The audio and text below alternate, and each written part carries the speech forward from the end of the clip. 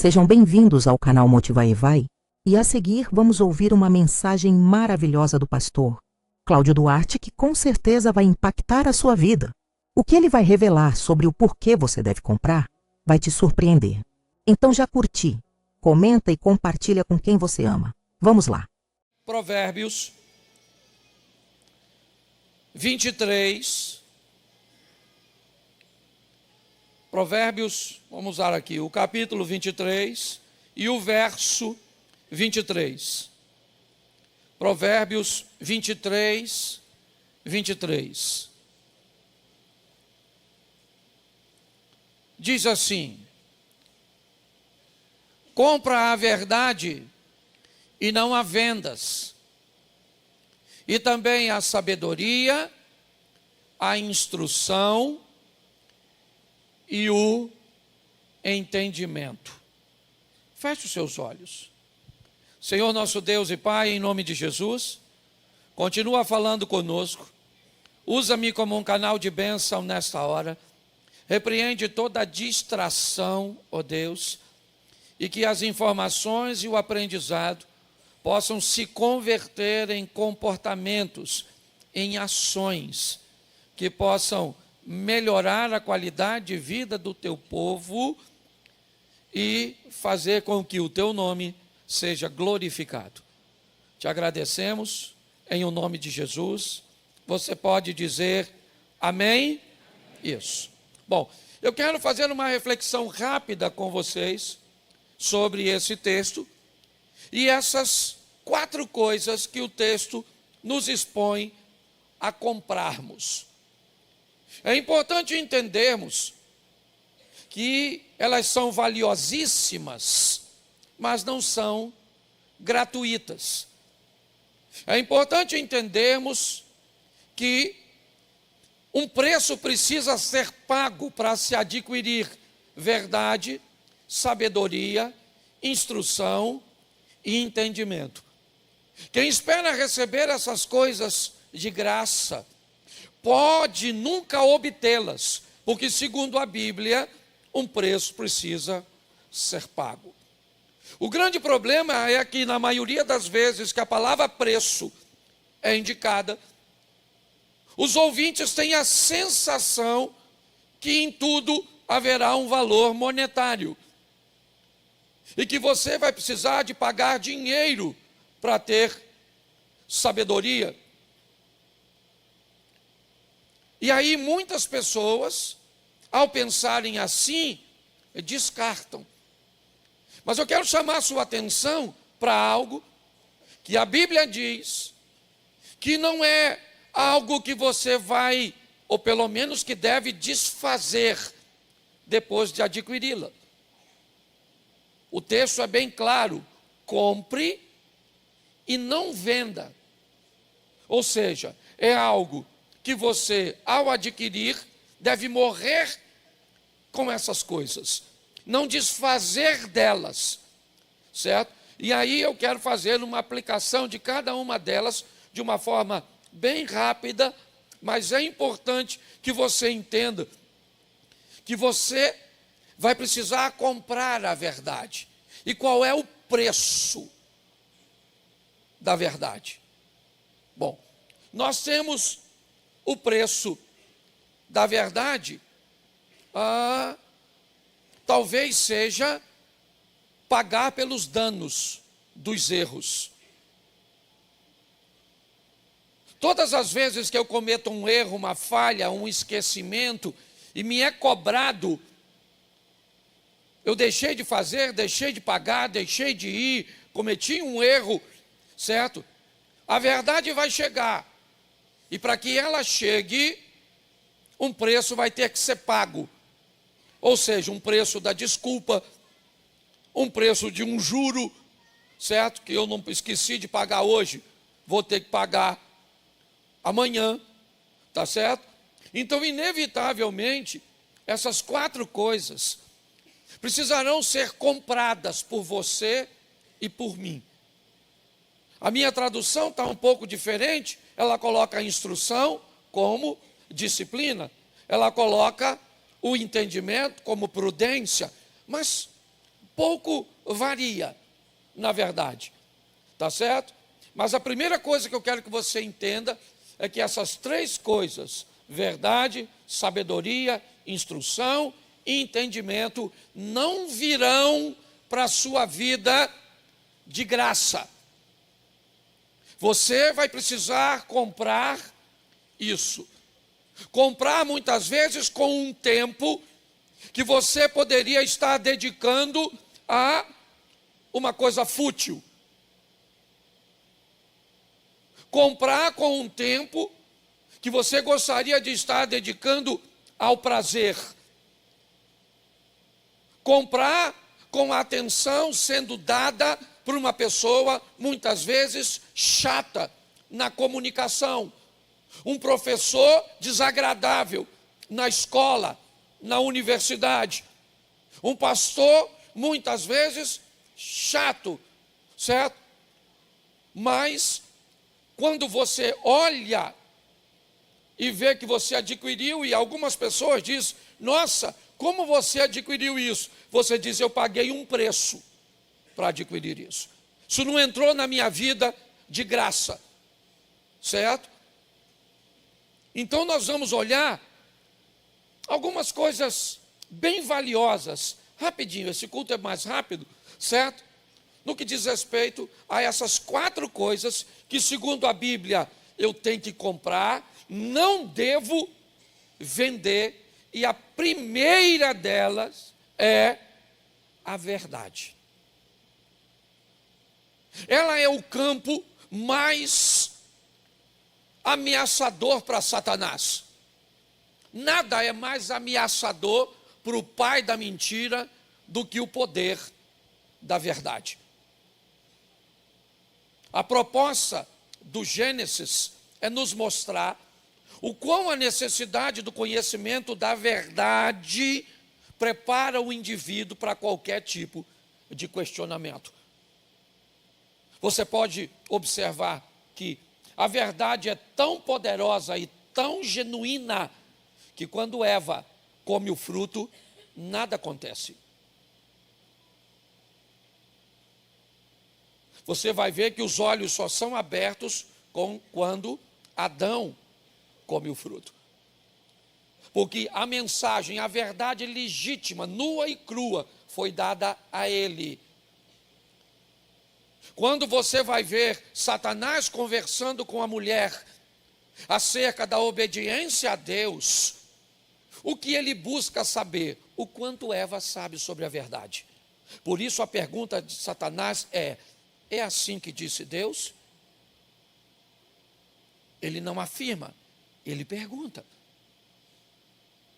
A pergunta de Satanás é: o que você sabe a respeito dos limites estabelecidos por Deus acerca dessa árvore? Me diga o que você sabe. Porque à medida que a pessoa descobre o quanto você sabe da verdade, ela tem um entendimento de quanto ela precisa usar de mentira para enganar você. Quanto menos você conhece a verdade, certo? O teor da mentira não precisa ser muito grande. A história não precisa ser tão mirabolante. Não. Basta uma historinha, basta apresentar alguma coisa, algum benefício, e você já vai estar pronto a vender um pouco da verdade que você conhece. Eu sempre uso esse exemplo porque gosto. Pessoas treinadas em alta performance para conhecer dinheiro falso, pouco recebe na mão o dinheiro falso. Ele lida tanto, mas ele tem que passar tanto, ele tem que esfregar a mão tantas vezes naquelas notas, que quando você vê um bancário contando a nota para conferir, ele vai assim, ele vai assim, e você já notou que lá uma vez ou outra, ele para. Ele vem, e de repente ele parou. O que aconteceu? Na mão dele chegou algo suspeito. A textura, talvez porque foi envelhecida, talvez porque molhou, talvez porque amassou demais, certo? Então o que ele faz? Ele separa aquela nota e continua. Se passar na mão dele, ele conhece tanto a verdade passou tanto na mão dele, ele tem tanto conhecimento da verdade, que quando ele toca em algo, ele não sabe se é mentira, ele só sabe que é duvidoso. Então ele separa, e agora sim, depois de ter contado, ele volta àquela nota ou aquelas, e ele vai observar nelas outras marcas, cujas quais ele aprendeu para identificar a mentira.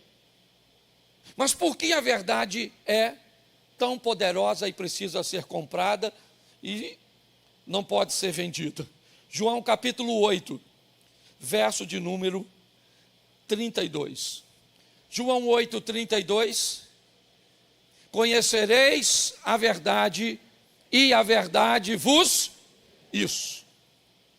Eu preciso ter a verdade, comprar a verdade, porque a verdade é libertadora. Quem conhece a verdade acabou, já era. Quem aqui já acreditou que rato virava morcego? Levanta a mão aí, a turma do rato que virou morcego. Isso, eu também. Quem aqui já cobriu o espelho num dia de trovoada, porque levava o raio para dentro da sua casa? Olha aí, é o caminho da ignorância. Quem aqui já ficou sem tomar leite depois de ter chupado uma manga? Isso aqui, é isso aí. Certo? O que era isso? Isso era a sua falta de conhecer isso. Você não tinha a verdade. Você sabe que essa história de manga e de frutas com leite, você sabe que isso tinha a ver muito com escravidão. Para o escravo não consumir alimento demais, o senhor contou para ele que se ou ele tomava o leite, ou comia a fruta, tal fruta. Porque se tomasse o leite e comesse a fruta, morria. A garotinha está até rindo, né? Deus te abençoe, minha filha, que você não nasceu nessa época. Hoje você toma uma vitamina de manga e tudo certo. Mas o que é isso? Isso é o poder da verdade. A verdade é libertadora. A verdade é tão perigosa, que tem muita gente que não quer que você saiba. Porque se você souber, ninguém te controla mais. Não é assim. A verdade te liberta. Ah, pastor, Jesus é a verdade. Sim, mas a verdade que eu estou querendo dizer não é da libertação do pecado, é da libertação da ignorância. Entendeu? Então compre a verdade. Alguém te falou alguma coisa? Vai lá e dá uma olhada. Porque às vezes pode tirar você de uma enrascada. Eu fui pregar num evento lá em Brasília, na igreja de um amigo.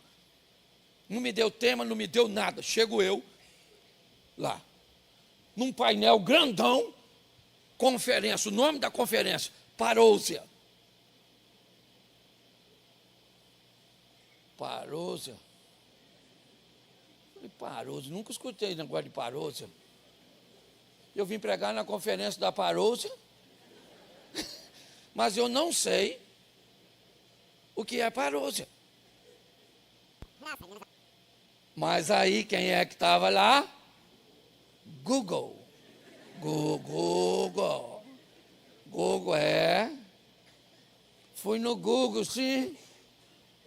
Parousia. E o pessoal passava, parousia. Parousia ali. Falei, caraca, que coisa maneira. Não podia botar isso assim? De uma vez, botou parousia. Terminei de ler, irmão. Fechei o Google. 2 mocinhas me abordam. Pastor, o senhor pode chegar aqui? Falei, claro, levantei. Saí, passei por uma porta. Quando passei a porta, um montão de luz, câmera, e um pessoal fazendo umas reportagenzinhas da igreja. Aí fui eu. Pastor Cláudio, mais uma vez o senhor conosco? Falei, muito feliz. E ninguém melhor do que o senhor para nos explicar e nos falar sobre esse tema. Eu falei, é comigo mesmo, essa parada de Paroso tá fresquinho na minha mente. Na minha mente, fui lá e Paroseei, não é verdade? E você deve estar querendo saber o que é Paroso, e eu não vou falar para você procurar. Eu fui, vai você está entendendo? O poder da verdade, entendeu? A verdade liberta, diz a verdade liberta. Isso, ela é libertadora. Segunda coisa que a verdade nos traz, João capítulo 4, verso 6. João 4, 6.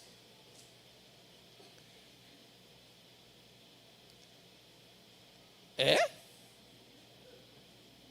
E eu não lembro onde está. Mas o texto que eu queria que fosse para ali é: eu sou o caminho, a verdade e a vida. João, você também sabe não, né?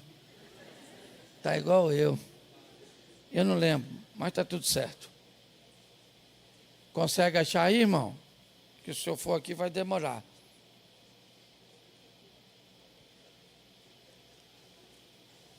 Deixa quieto. Eu que errei aqui. Mas vamos lá. Hã? Não. 14. Ah, eu esqueci do 1. Estava 4, 6, isso. Presta atenção. Disse-lhe Jesus, o que Jesus disse? Eu sou a e a.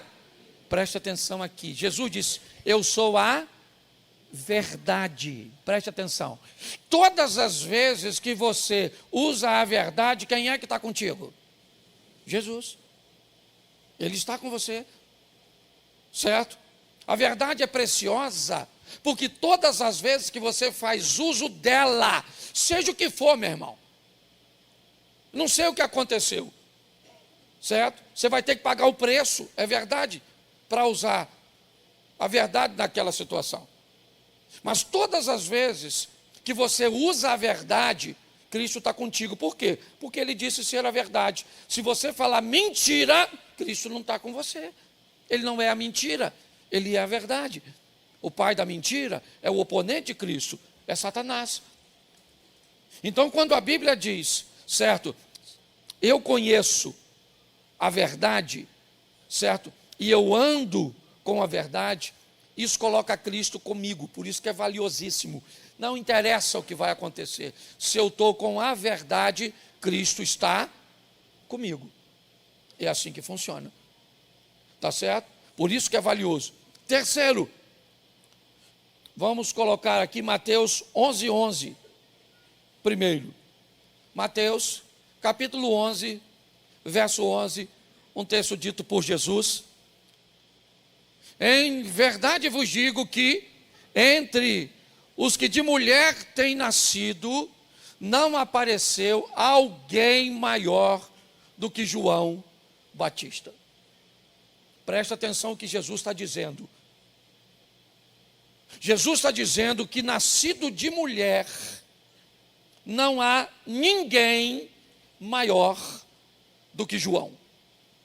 Quer pegar quem para comparar com João? Moisés? Vai lá. É isso? João é maior segundo Jesus.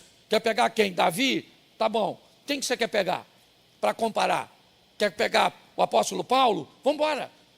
Certo? Segundo Jesus, dos nascidos de mulher, ninguém é maior do que João. João se sobrepõe a todos eles. E aí eu pergunto a você, o que João tem de tão especial? O que faz de João alguém, né, tão especial? E aí eu quero mostrar a vocês, João 10, verso 41. O que é que coloca João numa posição tão honrada? E muitos iam ter com ele e diziam, na verdade João não fez sinal algum, mas tudo quanto João disse deste era verdade. João nunca curou ninguém, João nunca fez milagre nenhum, nada. A honra de João está, é verdade, em preparar o caminho para a própria verdade. Um indivíduo que vai preparar o caminho da verdade não pode usar de mentira. Lembra, ele é a voz do que clama no deserto. As pessoas deixavam suas casas, o conforto, enfrentavam as adversidades do tempo para sentar horas e horas e ficar ouvindo um homem com um trabalho extremamente tradicional. Não havia nenhum movimento pentecostal naquele ambiente. João era alguém que expunha a verdade para as pessoas. E por isso, esse é um dos motivos pelos quais ele se tornou o homem narrado por Jesus como não haver ninguém maior do que ele. Bom, não posso me deter muito, isso fica para o segundo culto. Segunda coisa que precisa ser comprada depois da verdade, segundo o texto que lemos, a sabedoria. Todas as pessoas sábias, elas têm algumas coisas em particular. E a primeira delas, todo sábio reconhece o valor do conhecimento. Dificilmente você vai ver um sábio que não lê. Dificilmente você vai ver uns sábios que andam com companhias ruins. O sábio, ele reconhece e valoriza o valor do conhecimento. Vou te mostrar em dois âmbitos, Êxodo 31, 3, 4 e 5. Dá uma olhada. Êxodo 31. E o enchi do Espírito de Deus, de sabedoria e de entendimento e de ciência em todo o valor. Verso 4. Para elaborar projetos, trabalhar em ouro, em prata, em cobre e em lapidar pedras para engastar e em talhes de madeira para trabalhar em todo o lavor. Preste atenção. Nós vemos a palavra sabedoria e este homem recebendo conhecimento, informação para como beneficiar ouro, como beneficiar prata, como beneficiar cobre, como lidar com madeiras, como lidar com pedras. São técnicas. É só para você entender, certo? O valor do conhecimento, o quão importante ele é. Segunda coisa que a sabedoria faz com muita maestria é saber valorizar o silêncio antes da resposta. Dificilmente você vai ver um sábio se atropelando nas respostas.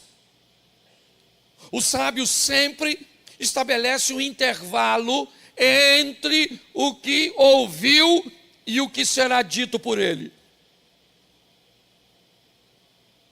A sabedoria nos faz criar um ambiente, um vácuo, que nos permite avaliar o que vai ser dito, digerindo mesmo alguns com uma facilidade, com uma velocidade muito maior que outros. Mas a própria Bíblia diz que até um tolo, quando fica quieto, é considerado sábio. E isso nos expõe o valor do silêncio. E preste atenção, Jesus utilizando isso de uma forma extraordinária. João capítulo 8, verso 6. João 8, 6. Isto diziam eles, tentando, para que o tivesse de que o acusar. Mas Jesus, inclinando-se, escrevia com o dedo na terra. Preste atenção, ele está diante de uma situação difícil. Estão colocando Jesus e o pressionando a confrontar a lei do Moisés para salvar uma adúltera. Todo mundo está de olho nele. Quem vai ousar enfrentar a lei de Moisés? Moisés disse que as tais sejam apedrejadas. Esse é o texto narrado pelos habilidosos escribas. E tu, o que dizes? O que eles estão fazendo é dizendo: vamos lá, ô filho do carpinteiro, vamos lá. Vamos ver a palavra do Moisés e a sua. Jesus então não responde nada. Ele abaixa e começa a escrever com o dedo em terra. O silêncio tomou conta. Provavelmente as pessoas, seus algozes, estão pensando: ele agora está enrolado, não sabe o que vai responder. Agora sim. E começam a insistir. Responde, vai lá, diga aí. Apedrejamos ou não apedrejamos essa adúltera?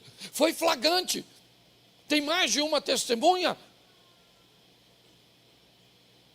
Mas, ao valorizar o silêncio, ele dá uma pausa, levanta, e agora, como a resposta que vai fazer todos os acusadores voltarem para casa, envergonhados. Provavelmente, depois daquela reunião em torno da pecadora, todos devem voltar sozinhos. Jesus mexeu com a individualidade de todos eles. Atire a primeira pedra aquele que não tem pecado. Ninguém, sabe aquela reunião que mesmo não gostando do desfecho, mesmo dispostos a falar contra o resultado final, Jesus cala todos eles, porque se dois vão juntos, eles se sentem envergonhados, porque descobriram naquela reunião, certo? Que todos eles tinham coisas cujas quais os impediam de apedrejar um pecador, e algo cujo qual eles tinham de se envergonhar. Você consegue entender isso? A sabedoria faz você, mulher, valorizar o silêncio. Aliás, essa é uma das maiores e mais poderosas armas do sexo feminino de todos os tempos. Mulher, para ganhar o marido, fecha a boca. Mas a senhora aguenta? Não aguenta, então toma esse homem e deixa quieto. Certo? Terceiro, sabedoria. Certo? A sabedoria faz você aplicar o que ensina, primeiramente, em você. Senão você é hipócrita. Alguns dizem que a inteligência é a capacidade de pegar informações. A capacidade de aprender. Quando alguém te explica apenas uma vez, ou só você observando, você é capaz de aprender, e isso coloca seu QI, seu coeficiente de inteligência, num alto nível. A palavra cultura, para alguns, tem a ver com o armazenamento de dados. Quanto maior for o número de informação que você tem, mais culto você será considerado. E quanto mais variações de assuntos você souber, certo? Mais culto em áreas variadas você será. Mas o sábio, ele tem qualidade de vida. O sábio consegue transformar a inteligência e o conhecimento em ações, em decisões. E por isso, presta atenção, duas coisas eu quero mostrar a você. Primeiro livro dos Reis, capítulo 3, verso 8. Vamos lá. Primeiro livro dos Reis, 28, perdão. 3:28. E todo Israel ouviu o juízo que havia dado o rei e temeu ao rei, porque viam que havia nele a sabedoria de Deus para fazer justiça. Essa é a história das duas prostitutas que engravidaram morando sozinhas.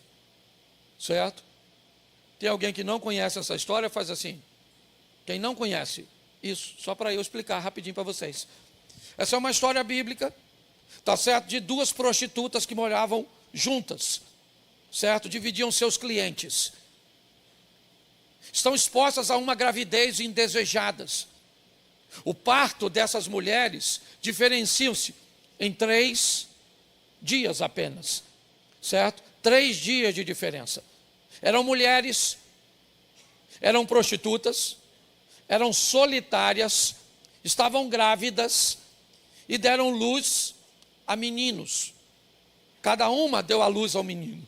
A Bíblia diz que não havia testemunhas, lógico, certo? As pessoas, seus familiares não compartilhavam daquele estilo de vida. Então não houve ninguém, provavelmente uma auxiliou a outra no parto. Ninguém teve acesso às crianças, a não ser as duas. Mas por um descuido, sem querer, certo? Uma das mães provavelmente vira e sufoca o menino. Pelo menos essa é a narrativa da outra. E não é difícil de entender. E um menino morre.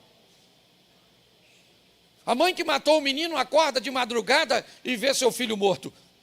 Ela então pega o menino e a outra num sono profundo. Ela troca o filho com a outra. Pega o filho dela morto, bota do lado da outra e pega o da outra e leva para a sua cama. Pela manhã, quando a mulher acorda, vê o menino morto, entra em desespero. Mas ao observar o filho, ela nota que não é o seu. O menino dela está vivo e pior, no braço da outra. Então elas começam a brigar pela disputa do menino. Não chegam a conclusão nenhuma. Não pode pedir, né, a ninguém. Ninguém tem poder de decisão. Salomão é recente no trono. A comunidade ainda está observando se há nele a sabedoria. E levam o caso para ele e narram.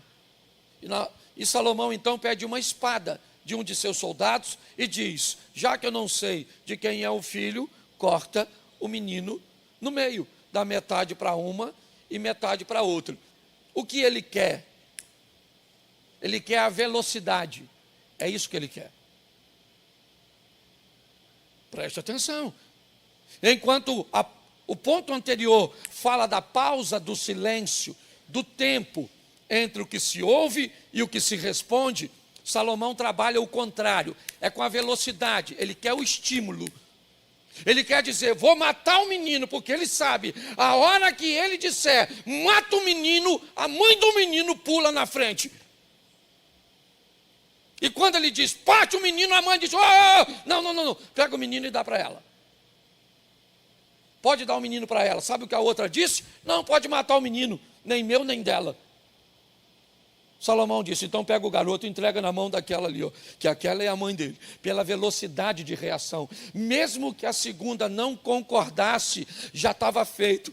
A mãe verdadeira saltou à frente. Por que a sabedoria é valiosa? Porque ela nos dá habilidades de reconhecer, de acessar determinadas coisas incomuns. E preste atenção, ainda no capítulo 10, no verso 4 de 1 Reis, o mesmo Salomão, vendo, pois, a rainha de Sabá, toda a sabedoria de Salomão, e a casa que edificara, e a comida da sua mesa, e o assentar de seus servos, e o estar de seus criados, e as vestes deles, e os seus copeiros, e os holocaustos que ele oferecia na casa do Senhor, ficou fora de si. Preste atenção. Desse terceiro ponto, o que é Salomão? Ele não tem sabedoria apenas para aplicar fora de casa. Quando alguém foi visitar a sua casa, olhou a cozinha, olhou a roupa de seus criados, a postura deles, como as coisas eram organizadas, certo? Para mim, uma das coisas que deve ter impressionado uma rainha como aquela, provavelmente deve ter sido a segurança de sua cozinha. Grande parte dos monarcas daquela época morria envenenado. Sempre havia uma conspiração em torno para se tomar o governo. No meu entender, quando a rainha chega à cozinha, provavelmente o nível de segurança não devia ser muito alto, porque ninguém queria um homem como Salomão morto. Todo mundo o queria vivo, porque todos se beneficiavam disso. Então a sabedoria é valiosa? Sim, primeiro, certo? Para que nós jamais desprezemos o conhecimento. Não deixe de ler, de aprender, de se aplicar. Se você é alguém que acha que não precisa estudar, lamento te dizer, você não é só preguiçoso nem desleixado, você é tolo. Aprenda a valorizar o conhecimento. Segundo, se você é sábio de verdade, aprenda a estabelecer um intervalo entre o que você ouve e o que você fala. Grande parte dos conflitos cujos quais você e eu nos metemos, sempre foi não delineando muito bem esse distanciamento entre o ouvido e a língua. E terceiro, certo? O sábio, ele aplica na sua vida antes de aplicar na dos outros. Posso ouvir um amém? O terceiro, certo? Eu vou ficar com a minha tradução. Ok? Disciplina. 3 coisas aqui até o momento que precisamos comprar. Qual é a primeira? Qual é a primeira? Qual é a segunda? Sabedoria. Terceira, disciplina. Certo? Lá estava escrito instrução. Mas eu quero ficar com essa palavra. O sábio, ele sabe qual é o valor da disciplina, o valor da correção, o valor da informação que chega para confrontar você entre o certo e o errado. Isso é valiosíssimo, certo? O valor da disciplina. Compre esse valor de correção. Tem gente que não conserta, não melhora, simplesmente porque odeia ser confrontado. Basta dizer que cometeu um erro, uma falha, que pronto, entra em modo de defesa e não de correção. E eu vou te dar 2 versículos colocando essa palavra, certo? Compre a disciplina, compre e não venda, certo? Aprenda a lidar com a correção. Provérbios 23, 13. 23, 13 de Provérbios. Vamos lá. Ó. Não retires a disciplina da criança, pois se a fustigares com a vara, nem por isso morrerá. Quer mais um texto? Vamos a Hebreus 12, 8. Dá uma olhada nesse texto. Hebreus 12, 8. Mas se estais sem disciplina, da qual todos são feitos participantes, sois então bastardos e não filhos. Preste atenção. O valor da correção, de viver com alguém que pode dizer para você, você não pode eleger qualquer um para te disciplinar, mas você tem que ter pessoas com intimidade, pessoas sábias, certo? Pessoas verdadeiras que podem dizer para você, essa atitude sua está passando do limite. Isso aí não está certo. Isso que você fez é desagradável. Isso foi abuso de autoridade. Isso foi falta de educação. Ter alguém, certo? Que estabeleça sobre você uma visão de disciplina. O texto diz, se você está sem disciplina, se não há ninguém que possa colocar você no seu lugar, isso é extremamente perigoso. Aqui nós temos até uma conotação de colocar basicamente a pessoa fora do povo. Você é um bastardo, você não é um filho, você é alguém de fora, porque você não aceita a correção. Então é importante. Agora, como é se você vai ser disciplinado se você não conhece a verdade lá na frente? Se a você falta conhecimento, falta informação, isso é um problema. E por último, esse culto é mais curtinho, por isso eu acabo acelerando mais. Por último, a prudência, o entendimento na versão que veio para cá.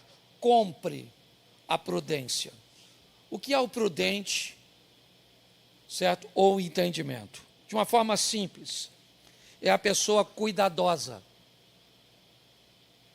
É a pessoa responsável e preparada para discernir entre o bem e o mal.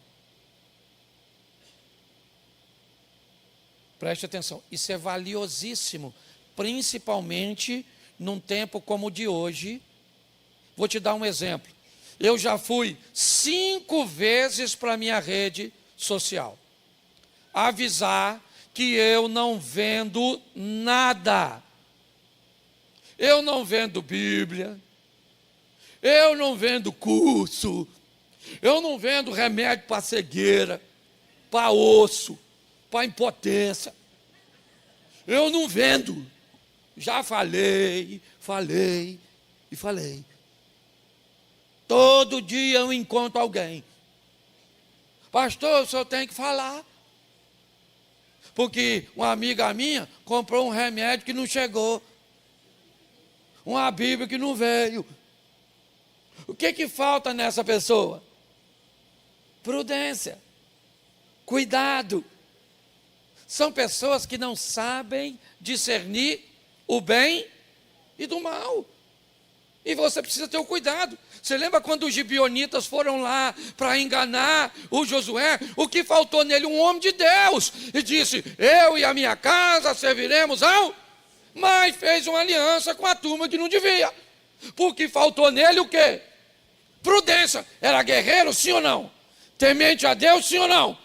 Isso. Mas vacilou na prudência. Entendeu? Hoje, por exemplo, você quer arrumar um candidato para casar? Meu filho, vou até voltar na minha mensagem. Verdade, sabedoria, disciplina e prudência. Hoje você marca um encontro assim na rede social. O cara bota a foto dele. Sabe o que é filtro? Você sabe quantos tipos de filtro existe? Sabe não, né? Procura saber. Aí você marca o encontro com aquele homem lindo. Brad Pitt. Quando a senhora chega na praça, quem é que está sentado? Pedro de Lara. Você está rindo de tu? É verdade. O que é isso? Prudência. Vem para a igreja sem prudência. Conta para os outros que não deve. Pede conselho à cabeça de bagre. Empresta dinheiro para gente que não paga nem promessa, vai pagar dinheiro. Conta segredo para gente que não guarda nem dinheiro. Vai guardar segredo? Aí depois fala, o Satanás está aqui. Não estava, veio contigo. Ele não estava, porque a companhia que trouxe ele foi você. Prudente. Essas 4 coisas, e pior, a Bíblia diz que tudo isso tem que ser comprado. Prudência não vai vir para você de graça. Disciplina não vai vir para você de graça. Sabedoria não vai vir de graça. Verdade não vai vir de graça. Você vai ter que pagar um preço para ter tudo isso. Posso escutar um amém? Amém. Então está quase na hora de nós ir embora. A hora de botar em prática isso. Fala verdade, sabedoria. O que vem agora? Disciplina. E por último, de novo.